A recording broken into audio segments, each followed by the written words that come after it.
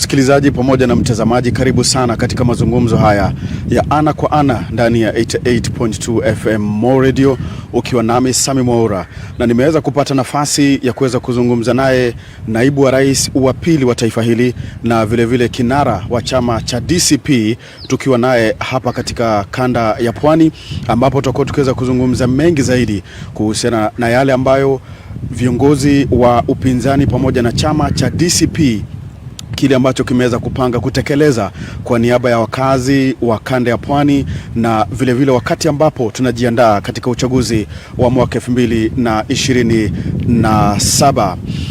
Second Deputy President Rigathi Gachagua, karibu sana katika mazungumzo haya ya ana kwa ana ya hali halisi ndani ya Mo Radio. Pwani ya kupeleka vipi? Asante sana, nimefika hapa Pwani wakati kabla Krismasi, nikapumzika vizuri sana, na baadaye nikarudi pale Nairobi kwa sababu nilikuwa na sherehe, shughuli kadhaa za mazishi, za mikutano, alafu tena nikarejea hapa na nimekuja kupumzika ndio niweke mafikira zangu pamoja. Tumekuwa na mwaka wenye vishindo mingi sana, mwaka wenye challenges mingi sana, kwa hivyo wakati ya Christmas na mwaka mpya nikaona ni vizuri nikuwe na likizo ya kupumzika, na unajua hapa Pwani ni pahali pazuri sana ya kupumzika. Lakini wa leo pia nimekuwa na wageni wametoka kila pahali ambayo wananiunga mkono, wajumbe wa bunge la kitaifa na wale wa Senate. Tukiangalia mwaka uliopita vile ulikuwa, na tukiangalia mwaka huu mpango wetu utakuwa namna gani, lakini kweli ni kwamba hapa ni pahali mzuri sana kupumzika, karibu na bahari, watu ni wazuri, watu ni wakarimu, na nimefurahia sana kuwa hapa Pwani nikiwa katika likizo. Karibu sana Pwani kwa mara nyingine, na vile vile pia katika Mo Radio, na shukrani kwa kuweza kutupatia nafasi hii. Tuanze mazungumzo ya moja kwa moja. Kwanza kabisa, waziri wa usalama wa kitaifa ambaye ni Kipchumba Murkomen pamoja na viongozi kutoka katika kanda ya Pwani wamekutana hapo jana, na walipokuwa wakizungumza na wanahabari wakaweza kusema kwamba wamelipatia kipaumbele swala la vita dhidi ya madawa ya kulevya. Je, kwa mtazamo wako, are they genuine? Kusema ukweli, hiyo ni porojo ya Murkomen na wale wengine. Vita ya kupigana na madawa ya kulevya nilianzisha mimi nikiwa naibu wa rais, na nilikuja hapa Pwani nikakuwa na mkutano na vitengo vyote vya usalama pia na viongozi katika hapa Pwani, na tukaanza vita dhidi ya madawa ya kulevya, na tukafanya kazi mingi sana. Kuna hao maosa walikuwa wa DCI walikuwa wanashiriki, wanasaidia wale wenye kuuza hii madawa, wote nikaagiza wakatolewa, na vita ikaanza, na tukakuwa na progress kubwa sana. Lakini tulipofika pahali fulani, Rais William Ruto alisimamisha hiyo kazi yote, akamwambia aliyekuwa waziri wa usalama wakati huyo, ndio huyu Kindiki, hataki kusikia hiyo maneno, akamwambia IG awachane naye, na madawa ikaendelea. Juzi tu ndio rais ameona amekwama, mambo ya barabara haisongi, mambo ya kilimo haisongi, hakuna kitu kinaendelea. Akaona hiyo vita nilikuwa nimefanya ya pombe na madawa za kulevya labda inaweza fanya serikali yake ipendwe, lakini wale ambaye walisabaratisha hiyo kazi nilikuwa nafanya ni yule deputy president yako, na president mwenyewe ndio aliharibu hiyo kazi, na kwa hivyo hiyo kazi hakuna pahali inaweza endelea.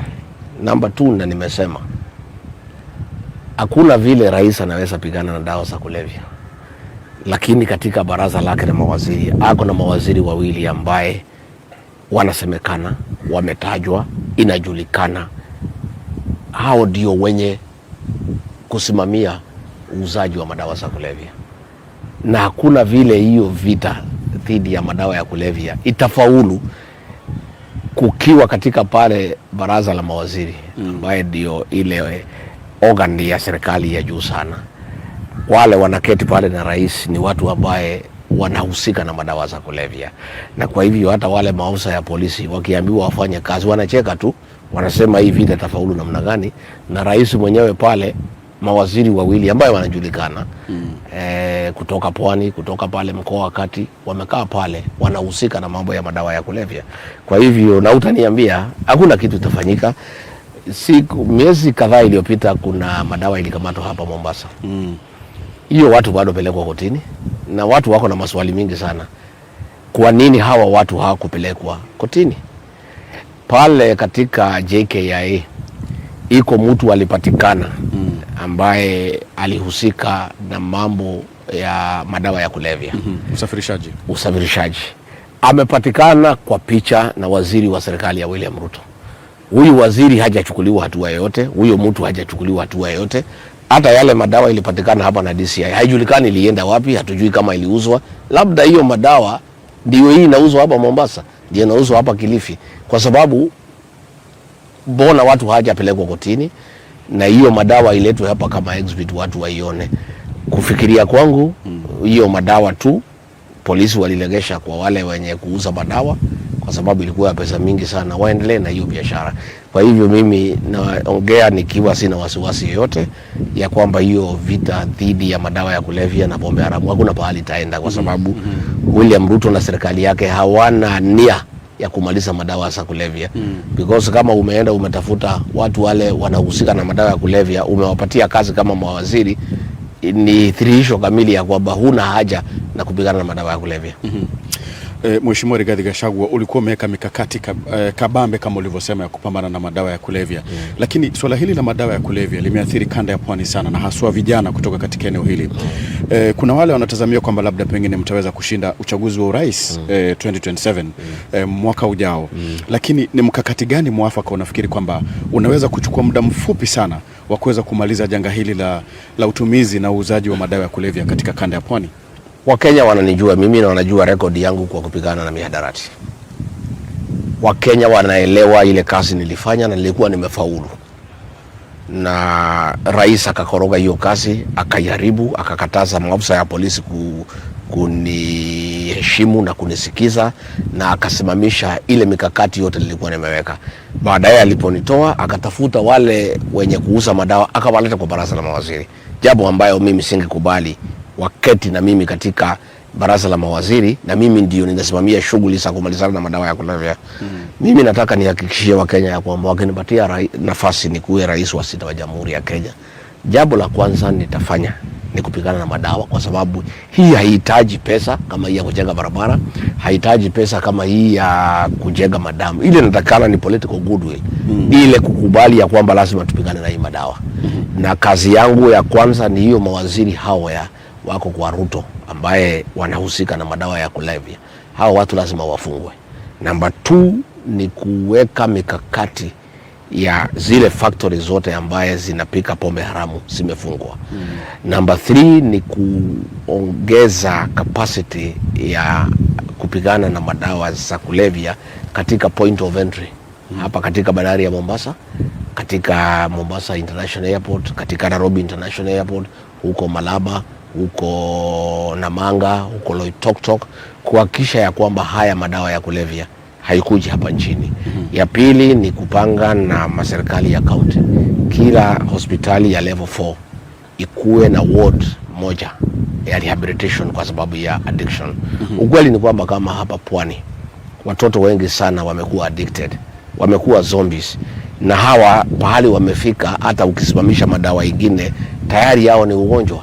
Sasa lazima hata tukipigana na madawa mpya isiletwe kuja kupewa vijana wetu, lazima pia tushughulikie wale ambaye wametumia hizi madawa na wamekuwa addicted, tuwasaidie. Na njia ya kuwasaidia, kwa sababu ni wengi sana, ni kuhakikisha kila county, kila hospitali ya level 4 iko na one ward specifically dealing with rehabilitation of people who are addicted with drugs. Ndio. Eneo la kanda ya Pwani, kabla tuelekee katika uchaguzi wa mwaka 2027, Mheshimiwa Rigathi, ni eneo ambalo linatazamiwa kuwa na more than 2 million voters katika uchaguzi huo wa 2027. Labda pengine the 2 million voters of voters kutoka katika eneo hili pamoja na wakazi wa kanda ya Pwani, kama viongozi wa upinzani na haswa chama cha DCP, what plan do you have for the coastal region when it comes to development, when it comes to political goodwill? Asante sana. Mimi nikipata nafasi ni kuwe rais wa 6 wa Jamhuri ya Kenya. Kazi ya kwanza ya kufanya hapa Pwani ni mambo ya landless people, wale ambaye hawana makao. tuko na mashalba mengi hapa, maelfu na maelfu ya maekali ambaye iko idle land, iko na wale wanaitwa absentee landlords, na ni lazima tukue na jukumu ya kununua hiyo mashamba na kusaidia wakaaji wa pwani wapate pahali ya kulima na ya kutafutia watoto wao chakula. Hilo ni jambo la kwanza. Jambo la pili ni mambo ya utalii. Unajua hapa pwani uchumi wa pwani umesimamiwa sana na mambo ya utalii. Nilipofika Mombasa juzi pale airport, watu ya tax wameniambia kazi ya utalii imeenda chini, wageni hawakuji kwa sababu hii serikali haifanyi kazi ya marketing kwenda ng'ambo na kumarket watalii wakuje. Namba 2, kwa sababu ya hii maneno ya madawa ya kulevya, hii sasa pwani watalii wengi hawataki kuja hapa.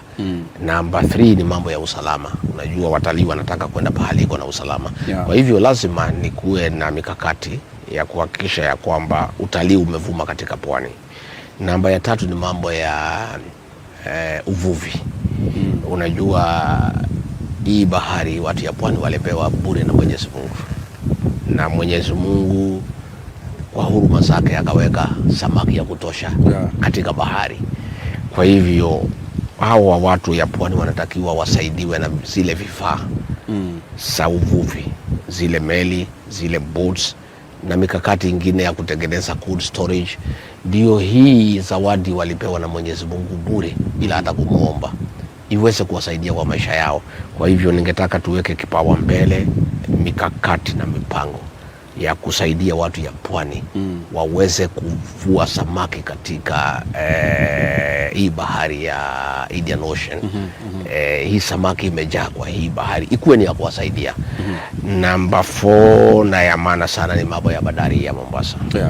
Hii bandari William Ruto anataka kuuza, hatuwezi kubali kwa sababu again ni kitu ya maana sana katika mambo ya pwani, imeandika watu wengi sana kuliko kuuza hii bandari ya Mombasa. Ile ya maana ni kufungua to full capacity ile ambayo iko Lamu, ndio tukuwe na hii bandari ya Mombasa na ile ya Lamu ndio iweze kuajiri vijana kazi katika pwani. Kwa hivyo niseme mimi mwenyewe nitakuwa hapa pwani kuongea na watu ya pwani, waeleza maono yangu na ya ile mipango niko nayo. Nasikia William Ruto akisema hatuna mpango. Ni vile hatujaanza kuongea na watu kuambia ile mpango tuko nayo. Kwa sababu tunasema ndio hii maneno yote ifanyike, lazima kwanza tumtoe William Ruto. Bila kumtoa hii maneno yote hayawezekani. Kazi ilikuwa ya kwanza ni kupanga vile tutamtoa, na hiyo tumepanga, tumekamilisha, na hiyo maneno imekamilika na iko sawa na tutamtoa. Sasa phase 2 ni kuanza kuongea na watu wa Kenya region by region, na tukifika hapa pwani nitaweza kuelezea kinagaubaga ile mikakati niko nayo, ile mipango niko nayo, ile maneno ambayo ningetaka nifanye hapa pwani tukishirikiana na wakaaji wa pwani ndio tuinue hali ya maisha yao, waweze kukaa kama Wakenya wengine. Ndio tukizungumzia masuala ya chama cha kisiasa, kuna wale ambao, first of all, even before we talk about DCP, kuna wale ambao wanamtizamo kwamba former deputy president Rigathi Gachagua is tribal, na wamekuwa ni swala ambalo limekuwa likizungumzwa na viongozi tofauti. Wewe ni mkabila? Mimi si mkabila hata kidogo. Mimi ni Mkenya mzalendo, na mimi napenda Wakenya wote. Mimi niko na boma hapa pwani, ninakaa hapa na watu ya area hii, na nikiwa deputy president nimefanya maendeleo mingi sana hapa Shariani, na watu hapa wananipenda sana kwa sababu ni majirani wangu. Namba 2, mimi natetea Wakenya wote. Juzi nimeongea mambo ya masomo. Hii maneno nahusu Mkenya wote. Vile waheshimiwa wamechukua pesa hata hapa pwani, na mashule hakuna, hawajajenga mashule. Hizi pesa zimetumika vibaya. Mimi nawatetea Wakenya wote. Mimi natetea Wakenya wale wa Northeastern Kenya. Mimi natetea watu kutoka Western, wale ambaye wanadhulumiwa, gold yao inachukuliwa na watu wachache, haisaidii watu ya Kakamega na kwingineko.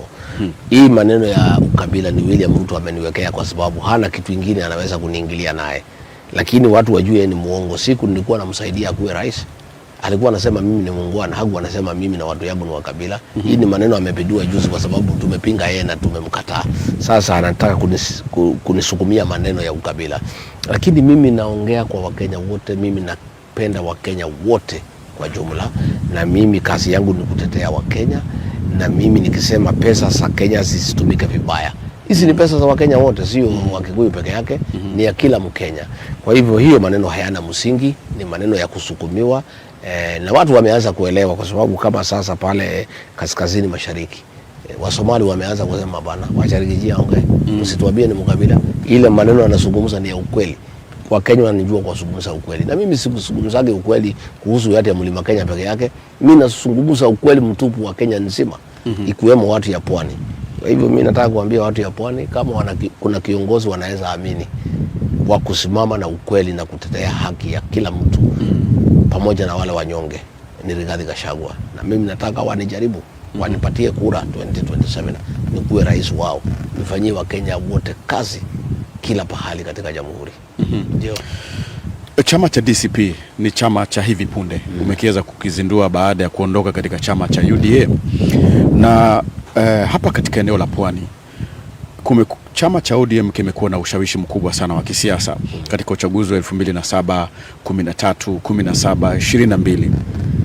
Chama cha UDA kimekuwa katika uchaguzi wa 2022 for the first time, lakini pia kiliweza kujizolea kura kwa kiasi fulani. Vyama hivi viwili, ODM na UDA, sasa hivi ziko katika mazungumzo ya kushirikiana katika uchaguzi ujao. How are you going to make sure, how are you going to navigate in between these two powerful political parties for DCP in Coast Region? Sisi chama yetu ni mpya. Mimi niliweka candidate pale Magarini, Stanley Kenga, na akafanya vizuri sana, akakuwa nambari 2 na kura 8,000, na chama yetu ilikuwa ni ya mwezi 5 peke yake. Kwa hivyo hii ni hatua ya kwanza. Chama cha ODM kimekuwa na umaarufu sana hapa pwani, lakini kimejiunga na UDA, na mkubwa ya UDA ni William Ruto. Watu ya pwani hawataki William Ruto kwa sababu ameharibu uchumi, ameharibu masomo, ameharibu matibabu, ameteka vijana nyara, wengine ameua, wengine amesema wapigwe risasi kwa mguu. Hii watu ya pwani hawataki mambo ya William Ruto. Kwa hivyo ODM ikiingia ishikane na UDA, mambo ya ODM na William Ruto na UDA itakuwa ni kitu kimoja. Kwa hivyo watu ya pwani watakuwa na nafasi, watafute vyama ambaye zinasimamia wa Kenya, ambaye zinataka kukomboa Kenya. Na moja ya chama hizo ni chama cha DCP. Na kwa hivyo mimi nitakuwa hapa mwezi wa 4, mwezi moja, nikiwa katika harakati za kuuza chama chetu na kuongea na watu ya pwani katika kaunti zetu zote 6, ya Tana River, ya Taita Taveta, ya Mombasa, ya Kilifi, ya Kwale na ya Lamu. Na mimi sina wasiwasi wowote. Watu wengi sana wamenitafuta, hata huko Mvita kuna kiongozi mmoja na ako na umaarufu sana amenitafuta, anataka kusimama na chama cha DCP. Hapo Lamu niko na watu wengi sana wanataka kusimama na chama cha DCP, hapo Kwale na pia hapa na kila pahali. Kwa hivyo chama chetu ni mpya, lakini tuko na nafasi. Mwaka huu ya 2026 tumeamua ni mambo ya kuuza chama chetu, na pahali moja tumeangalia sana ni hapa katika pwani. Kwa hivyo tutakuwa hapa tukishindana na UDA na pamoja na ODM ambayo wanataka ikuwe kitu kimoja, lakini ODM ilikuwa na umaarufu lakini imesabaratika. Huyu William Ruto amesabaratisha UDA, na hiyo ndio ilikuwa mpango wake. Hataki chama moja iko na nguvu, ambaye chama ambaye inajulikana iko na umaarufu. Kwa hivyo utakuja kuona tukiendelea hapo mwezi ya 3, mwezi ya 4, hicho chama cha ODM itasabaratika. Na tungeomba watu ya pwani wafikirie, na tutawaongelesha waone kama wanaweza ingia chama cha DCP ambaye ni chama ambaye inataka kukomboa Kenya, kulete usawa Kenya, na kuleta maendeleo kwa watu ya Kenya. Na hasa kutetea sana haki za binadamu, kuhakikisha hakuna mauaji, hakuna kutekwa nyara kwa vijana, na mambo mingi ambayo tutaongea na watu ya pwani. Ndio. Kwa kumalizia, mmojawapo viongozi ambao kutoka katika kanda ya pwani ambao wamejitokeza na kusema kwamba watashirikiana na wewe katika uchaguzi wa 2027 ni Mohamed Ali ambaye ni mbunge wa Nyali. How would you describe him? Huyu kijana Mohamed Ali ni mzalendo wa Kenya, na anaheshimika sana katika Jamhuri ya Kenya, na mimi mwenyewe na mwenzi na nampenda sana kwa sababu ni mjasiri sana, na ni kijana ambaye anapenda nchi yake. Na watu ya kaunti ya Mombasa wako na bahati sana ya kwamba huyu kijana amejitolea kuwa gavana wao. Huyu ni kijana ambaye si mwizi, na hana rekodi yoyote ya kupora mali ya wananchi, na hana rekodi ya ufisadi, na ni kijana ako na nguvu, ni kijana ambaye atafanya kazi mingi sana. Na mimi mwenyewe wale wafuasi wangu katika Mombasa ni zaidi ya 100,000, na ninaendelea kupata umaarufu zaidi, na nimewaambia hao wote waunge Mohamed Ali Mkono. Stephen Kalonzo Musyoka hako na umaarufu sana katika kaunti ya Mombasa, pia amekubali kumuunga huyu kijana mkono. Na hata ile hatujaelewana ni atasimama na chama gani kati ya Wiper Patriotic Front na ama DCP, tutakubaliana sisi ni kitu kimoja. Mimi na Wiper hatupigani, tuko katika mlengo moja. Lakini niambie watu ya Pwani waunge huyu kijana mkono. Huyu kijana atainua Mombasa, ataleta maendeleo Mombasa na hana ubaguzi. Hatutaki, niliona juzi viongozi hapo wanamtukana wakisema sijui anatoka bara, sijui anatoka wapi. Hiyo ni maneno ambayo ni ya kurudisha kaunti nyuma. Kila mtu anaishi Mombasa ako na haki kuchagua yule gavana ambaye anapenda, na haijali alitoka wapi ama kwao ni wapi. Wewe ukiwa unakaa Mombasa, uko na haki ya kufanyiwa kazi, na uko pia na haki ya kuchagua yule gavana ambaye unaamini atapindua maisha yako na atalete maendeleo katika kaunti ya Mombasa. Kwa hivyo mimi sina wasiwasi nikisikiliza watu ya Mombasa. Wengi sana wanaunga Mohamed Ali Mkono, na mimi namuombea Mwenyezi Mungu amsaidie, na mimi najua atafaulu. Lastly, when do we expect a presidential candidate for United Opposition? Hatuna haraka ndugu yangu Mwaura, because unajua mambo ya kusikizana tupate mtu mmoja ni kibarua, kwa sababu lazima tuketi tuongee na tuangalie kila kitu. Wakati huu tumependekeza kila mtu atafute umaarufu wake. Sisi wale wanataka kiti cha urais ni wengi, mimi nikiwemo, Martha Karua kiwemo, Kalonzo Musyoka, Fred Matiang'i, George Natembea, Eugene Wamalwa, Okiya Omtata.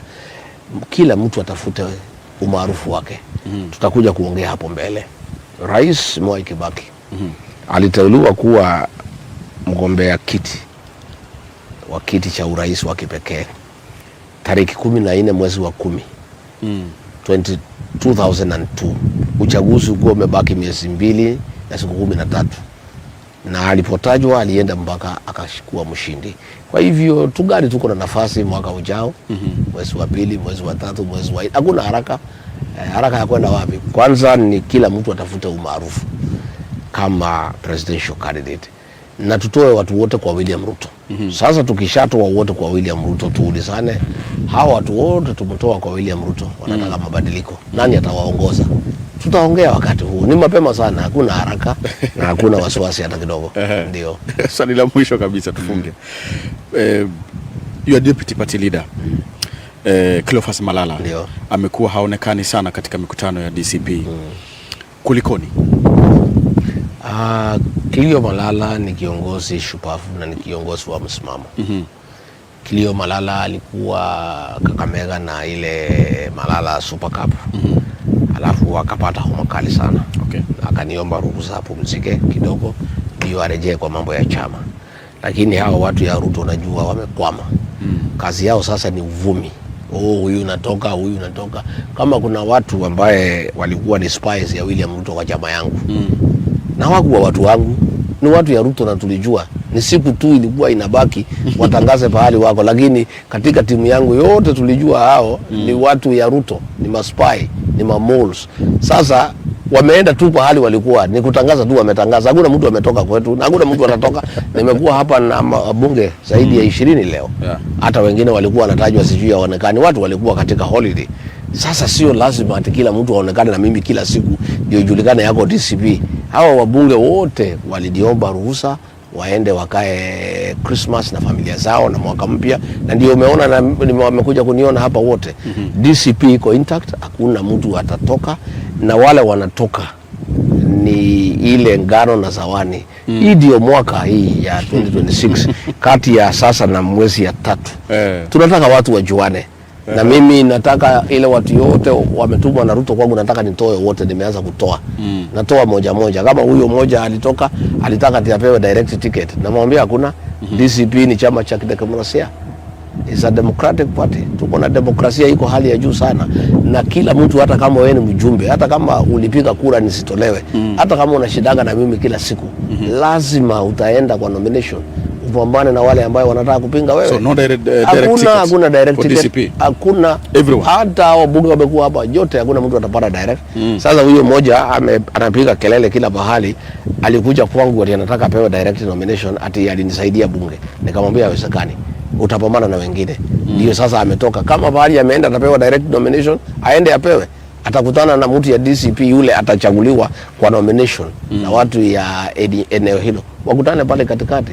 Kwa hivyo Cleo Malala hana shida na waachane na huyu kijana.